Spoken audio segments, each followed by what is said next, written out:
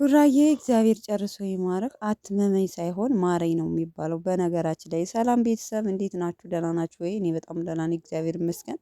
ባላችሁበት ሰላማችሁ ብዝት ይበልኝ። እንግዲህ ቅድም ቪዲዮ ቲክታክ ላይ ለቆ ሁላችንም ተደናግጠናል ማለት ነው። ብሩኬ ምን ሆነ ምን ገጠመው ብለን በጣም ብዙዎቻችንን ስናለቅስ ነበር። ኮሜንታተሮችም ስታለቅሱ ነበር እና ደንግጠናል። እውነት ለመናገር ህይወት እንደዚህ ነች። ራሱ ይናገራል። ከዚህ በፊት ክፉ አንሁን ነገ ወዲያም እንደምንኖር በምን ዋስትና አለን? እና እባካችሁ ክፉ አንሁን፣ ጥሩ ነገር እናስብ፣ ለሰውም ለማንኛውም ነገር መልካም ነገር እናስብ እያለ ሲናገር ነበር። ዛሬ አይታችሁት ነገ የለም። ዛሬ ጓደኛችሁ ሆኖ ነገ በህይወት የለም። ወይም ደግሞ ዛሬ ጤነኛ ሆኖ ነገ በህመም እየተሰቃየ ታዩታላችሁ። እና በጣም ከባድ ነው እውነት። አንዳንዴ የቆም ብላችሁ ስታስቡት ማለት ነው ለምንድን ነው እኛ ግን ይሄን ያህል ክፉ ምን ሆነው ማለት 1000 ዓመት ላንኖር ብላችሁ አታስቡም ቤተሰቦች?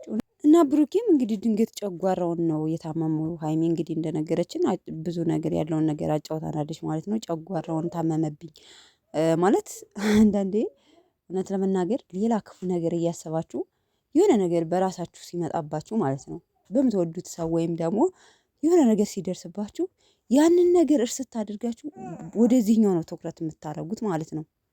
እና ሀይሜም ስትል የነበረው ነገሮቹን ነበር ሳጠነጥን የነበረው። ግን የብሩኬ ህመም ሀሳቤን ሁሉ ቄሬር አረገኝ ነበር ስትል የነበረው። ሰምታችኋት ከሆነ ማለት ነው። አዎ እንዴ ቀላል ያሳስባል እንዴ? እናንተ እንኳን የምትወዱት ሰው ማለት ነው ተራ ሰው እንኳን ዝም ብሎ ሰው ራሱ ሀሳባችሁን ይወስደዋል። እና ጨጓራ ህመም በዚህ አጋጣሚ ያው ምግብ ቀስ ቀስ እያለ የማያቃጥል ነገር ሳይወስድ ምግብ ትንሽ ትንሿን ተለተሎ መውሰድ። ብዙ ጊዜ የጨጓራ ህመም ብዙዎቻችሁ ይከሰትባቸዋል እና ያው ብዙ አለመብላት ምክንያቱም ስለማይፈጭ ማለት ነው። እና ብዙ ጊዜ ትንሽ ትንሽ ተለተሎ ተመገቡ ነው የሚለውና ስትተኙ ብዙ ምግብ አታብዙ ይላል። እና ብዙ ጊዜ ጨጓራ ህመም በሽታ ይሄ ነው። ለስላሳ ነገር ይውሰድበት በዚህ አጋጣሚ አሪፍ ነው። ምክንያቱም ጨጓራው የሚያቃጥል ነገር ነው መጥፎ፣ እንደዚህ አልኮል ነገር ምናምን መጥፎ ነው ለጨጓራ ስለሚገሸልጠው ማለት ነውና ካየሁት ተሞክሮ አንጻር ነውና ቡራዬ ምንም አትልም።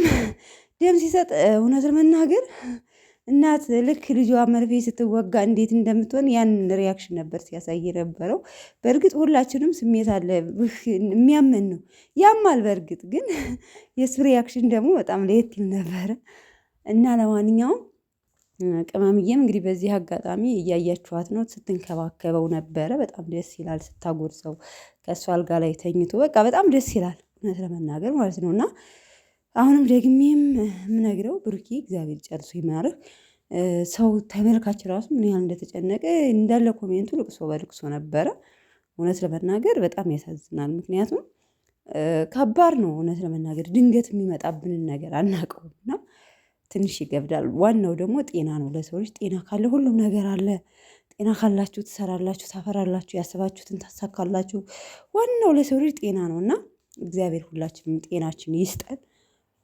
በተለይ ደግሞ በሰው ሀገር የምንከራተት እህቶች ዋናው ጤና ነው እና እውነት ለመናገር ጤና ራሳችሁን ጠብቁ ነው እና አይዞህ ቡራዬ። እንኳን በዚህ አጋጣሚ ግን ይታረቃሉ። በጣም ደስ ይላል። ትናንትም ደስ የሚል ቪዲዮ ነበር የሰሩት።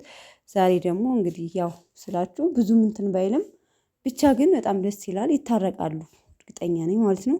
ለማንኛውም ይመቻችሁ ቤተሰቦቼ። መልካም ቆይታ፣ መልካም አዳር ማለት